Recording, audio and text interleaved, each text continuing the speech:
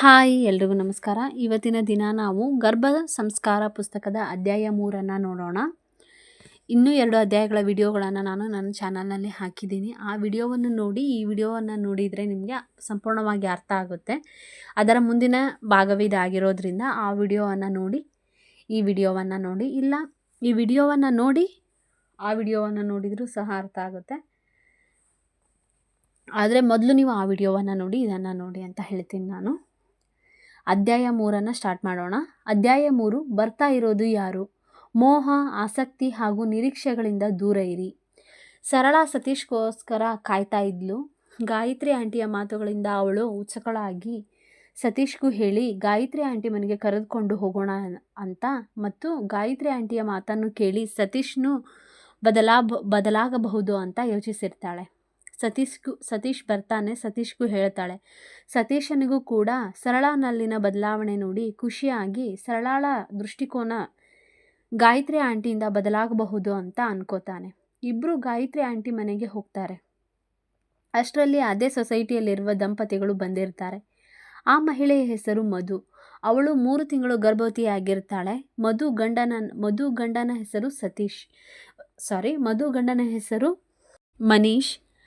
ಮನೀಶ್ನನ್ನು ನೋಡಿ ಸತೀಶ್ ಸ್ವಲ್ಪ ಸಿಡಿಮಿಡಿಗೊಳ್ತಾನೆ. ಯಾಕೆ ಅಂದರೆ ಕೆಲವು ದಿನಗಳ ಹಿಂದೆ ಪಾರ್ಕಿಂಗ್ ವಿಷಯಕ್ಕೆ ಇಬ್ಬರ ನಡುವೆ ಸ್ವಲ್ಪ ಜಗಳವಾಗಿರುತ್ತೆ.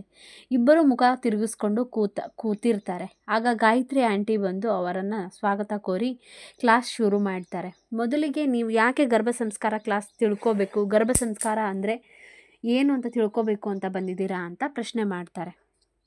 ಆಗ ಮಧು ಹೇಳ್ತಾಳೆ, ಆಂಟಿ, ನಾನು ಗರ್ಭ ಸಂಸ್ಕಾರದ ಬಗ್ಗೆ ಕೇಳಿದ್ದೇನೆ. ಅದನ್ನು ತಿಳಿದುಕೊಂಡರೆ ಗರ್ಭವತಿಯಾಗಿದ್ದಾಗ ಗರ್ಭದಲ್ಲಿರುವ ಮಗು ಚುರುಕಾದ ಬುದ್ಧಿ ಹೊಂದಿರುವ ಚಾಣಾಕ್ಷ ಹಸನ್ಮುಖಿಯಾಗಿ ಹುಟ್ಟುತ್ತಂತೆ. ಡೆಲಿವರಿ ಆದಮೇಲೆಯೂ ಸಹ ಕಿರಿಕಿರಿ ಮಾಡುವುದಿಲ್ಲವಂತೆ, ಹೆಚ್ಚು ಅಳಲ್ವಂತೆ, ಕಾಡಿಸೋದಿಲ್ವಂತೆ, ಆಜ್ಞಾಕಾರಿ ಮಗುವಿನಂತೆ ಖುಷಿಯಿಂದ ಇರುತ್ತದಂತೆ, ತಂದೆ ತಾಯಿಯ ಮಾತನ್ನು ಕೇಳುತ್ತಂತೆ ಅಂತ ಹೇಳ್ತಾಳೆ. ಆಗ ಗಾಯತ್ರಿ ಆಂಟಿ ನಕ್ಕು ಅಂದರೆ ಗರ್ಭ ಸಂಸ್ಕಾರ ಪಡೆಯೋ ಉದ್ದೇಶ ಏನು ಅಂದರೆ ನೀನು ಹೇಳ್ದಂಗೆ ನಿನ್ನ ಮಗು ಕೇಳಬೇಕು ಅಂತ, ನಿನ್ನ ಇಚ್ಛೆಯಂತೆ ಊಟ ಮಾಡಬೇಕು, ಅಳಬೇಕು, ಓದಬೇಕು, ಕ್ಲಾಸ್ನಲ್ಲಿ ಯಾವಾಗಲೂ ಫಸ್ಟ್ ಬರಬೇಕು ಅಲ್ವಾ ಅಂತ ಅಂತಾರೆ. ಆಗ ಮಧುಗೆ ಖುಷಿಯಾಗಿ ಮಧು ಕಣ್ಣಲ್ಲಿ ಹೊಳಪು ಕಾಣಿಸುತ್ತೆ. ಹೌದು ಆಂಟಿ ಅಂತ ಹೇಳ್ತಾಳೆ. ಆಗ ಗಾಯತ್ರಿ ಆಂಟಿ, ಸರಿ, ನೀನು ಇನ್ನೊಬ್ಬರ ಇಚ್ಛೆಯಂತೆ ಜೀವನ ನಡೆಸ್ತೀಯಾ? ಇನ್ನೊಬ್ಬರು ಹೇಳಿದಂಗೆ ಪ್ರತಿ ಕೆಲಸ ಮಾಡ್ತೀಯಾ ಅಂತ ಕೇಳ್ತಾರೆ. ಆಗ ಮಧು ಮೌನ ಆಗ್ತಾಳೆ. ಆಗ ಮಧು ಗಂಡ ಮನೀಶ್ ನಗ್ತಾ, ಆಂಟಿ, ಇದೇ ತರಹ ಪತ್ನಿ ಸಂಸ್ಕಾರ ಪ್ರೋಗ್ರಾಮ್ ಇದ್ದರೆ ಹೇಳಿ, ನಾನು ಹೋಗ್ತೀನಿ ಅಂತಾನೆ. ಆಗ ಮಧು ಮನೀಶ್ನ ಗುರಾಯಿಸ್ತಾಳೆ. ಆಗ ಗಾಯತ್ರಿಯವರು, ನೋಡಿ, ಗರ್ಭ ಸಂಸ್ಕಾರದ ಬಗ್ಗೆ ತಿಳಿದುಕೊಳ್ಳುವುದಕ್ಕಿಂತ ಮೊದಲು ಈ ಪ್ರಶ್ನೆಗಳಿಗೆ ಉತ್ತರ ತಿಳಿದುಕೊಳ್ಳೋದು ಅವಶ್ಯಕ. ಈಗ ಮನೆಗೆ ಯಾರು ಬರುವವರಿದ್ದಾರೋ, ಯಾರಿಗೆ ನೀವು ಸಂಸ್ಕಾರ ಕೊಡಲು ಇಷ್ಟು ಉತ್ಸುಕರಾಗಿದ್ದೀರೋ, ವಾಸ್ತವದಲ್ಲಿ ಅವರು ಯಾರು, ಯಾಕೆ ಬರುತ್ತಿದ್ದಾರೆ, ಅವರ ಜೊತೆ ನಿಮ್ಮ ಸಂಬಂಧ ಏನು, ಅವರ ಮೇಲೆ ನಿಮಗೆ ಏನು ಅಧಿಕಾರ ಇದೆ, ಇದನ್ನೆಲ್ಲ ಮೊದಲೇ ತಿಳಿದುಕೊಂಡರೆ ಒಳ್ಳೆಯದು. ಇಲ್ಲದಿದ್ದರೆ ನೀವು ದುಃಖಿಗಳಾಗುತ್ತೀರಿ, ನಿಮ್ಮ ಮಗುವಿಗೂ ದುಃಖ ಕೊಡುತ್ತೀರಿ. ಎಲ್ಲದಕ್ಕಿಂತ ದೊಡ್ಡ ತಪ್ಪು ತಂದೆ ತಾಯಿ ಮಾಡುವುದೇನೆಂದರೆ ಮಗು ಹುಟ್ಟಿದ ನಂತರ ಅಥವಾ ಗರ್ಭದಲ್ಲಿದ್ದಾಗಲೇ ಇದು ನನ್ನ ಮಗು ಅಂತ ಟ್ಯಾಗ್ ಹಾಕೋದು. ಈ ಥರ ಟ್ಯಾಗ್ ಹಾಕೋದ್ರಿಂದ ತಂದೆ ತಾಯಿಯ ಅಪೇಕ್ಷೆ ಜಾಸ್ತಿ ಆಗುತ್ತೆ. ನಾವು ಹೇಳಿದ ಹಾಗೆ ಇರಬೇಕು ಅಂತ ಅನ್ಕೋತೀರ. ಈಗ ಮದುವೆಗೆ ಆಗಿದೆಯಲ್ಲ ಹಾಗೆ.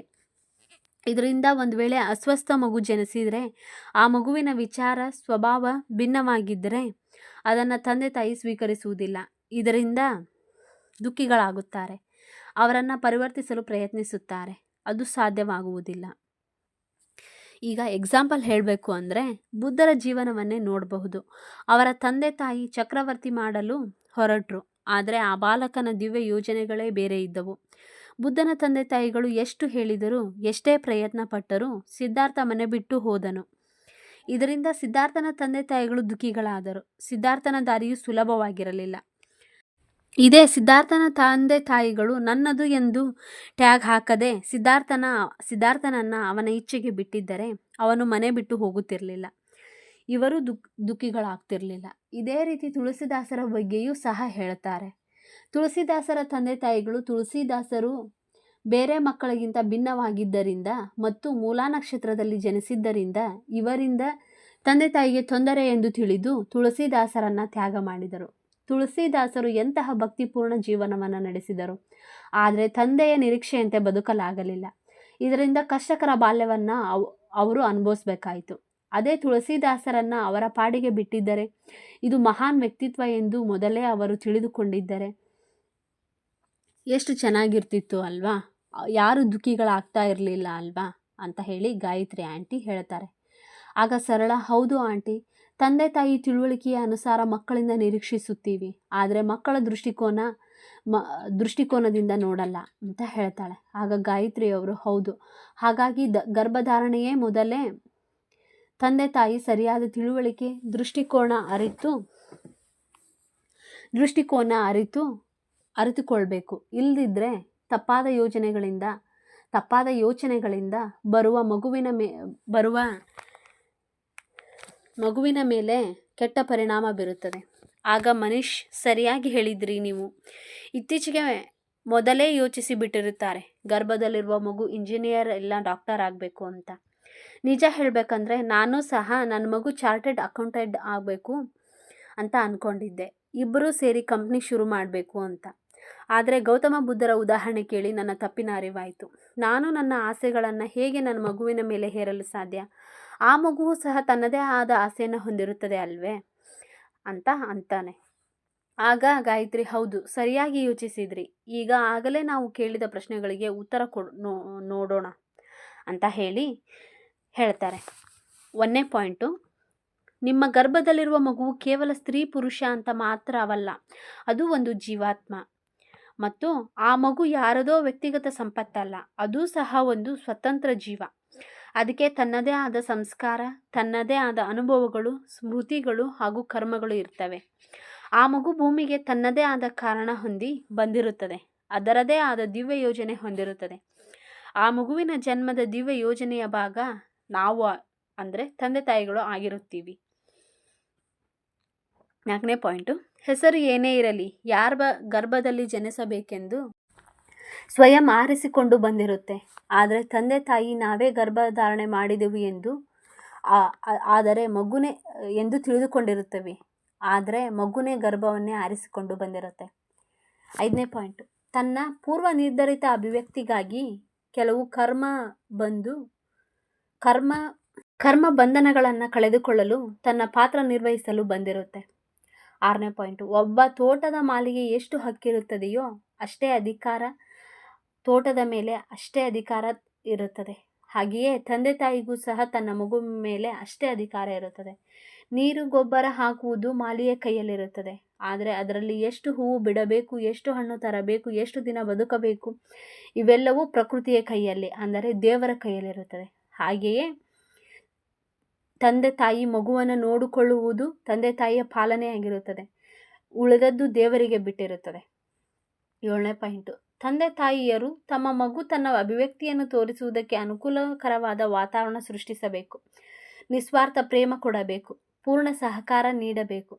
ಯಾರು ಈ ರೀತಿಯಾಗಿ ನಡೆದುಕೊಂಡಿದ್ದಾರೋ ಅವರ ಮಗು ಅದ್ಭುತವನ್ನು ಸೃಷ್ಟಿಸಿದೆ ಎಂದು ಗಾಯತ್ರಿ ಆಂಟಿ ಹೇಳಿದರು. ಇದನ್ನು ಕೇಳಿ ಎಲ್ಲರೂ ಮೌನವಾದರು. ಅವರೆಲ್ಲ ಆಶ್ಚರ್ಯಚಕಿತರಾಗಿದ್ದರು.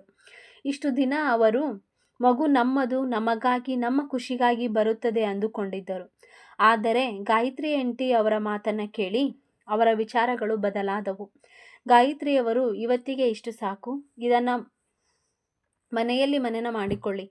ಎಲ್ಲ ಮಕ್ಕಳನ್ನು, ಅಕ್ಕಪಕ್ಕದ ಮಕ್ಕಳನ್ನು ಇದೇ ದೃಷ್ಟಿಕೋನದಿಂದ ನೋಡಿ ಎಂದು ಹೇಳುತ್ತಾರೆ. ನಿಮ್ಮ ತಂದೆ ತಾಯಿ ನಿಮಗೂ ಈ ಥರ ಬಂಧನಗಳನ್ನು ಹೇರಿದ್ದಾರಾ? ನೀವು ಇದೇ ರೀತಿ ಬಂಧಿಸಬೇಕಾ ನಿಮ್ಮ ಮಗುವನ್ನು ಕೂಡ ಅಂತ ಹೇಳಿ ಯೋಚನೆ ಮಾಡಿ ಎಂದು ಹೇಳ್ತಾರೆ. ಒಂದು ಮಗುವನ್ನು ನೀವು ಅದು ಒಂದು ಸ್ವತಂತ್ರ ಜೀವಾತ್ಮ ಎಂದು ಯಾವಾಗ ತಿಳಿಯುತ್ತೀರೋ ಆಗ ನೀವು ನಿಮ್ಮ ಪೇರೆಂಟಿಂಗ್ ಮತ್ತು ನಿಮ್ಮ ಮಗುವಿನ ಜೀವನ ಮತ್ತು ನಿಮ್ಮ ಜೀವನವೂ ಸಹ ಬದಲಾಗುತ್ತದೆ. ಹೀಗಾದರೆ ನಿಮ್ಮ ಮಗುವೂ ಸಹ ಸಂತಾನವಾಗುತ್ತದೆ ಎಂದು ಹೇಳುತ್ತಾರೆ.